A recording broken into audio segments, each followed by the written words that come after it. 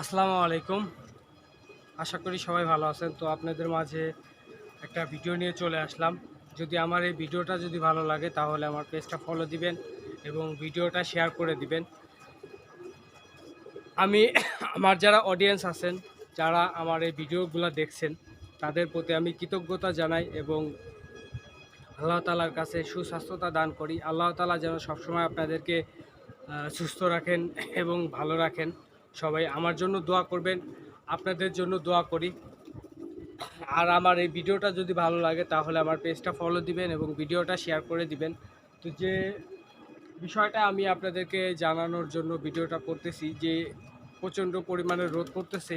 এই রোদ থাকা অবস্থায় কবুতরগুলা কি করে এবং কবুতরগুলা কোথায় যায়, কোথায় থাকে, সেই জিনিসগুলাই আমি আপনাদের মাঝে দেখানোর চেষ্টা করতেছি। তো যখন প্রচণ্ড পরিমাণে রোদ থাকে দেখা যায় যে এখানে গাছ আছে, গাছপালা আছে এবং ঘর আছে। ঘরের নিচে আমি যদি আপনাদেরকে দেখাই তাহলে দেখবেন যে প্রত্যেকটা ঘরের নিচে কবুতরগুলা যা বসে আছে গরমের কারণে। তো ভিডিওটা যদি ভালো লাগে তাহলে পেজটা ফলো দিবেন।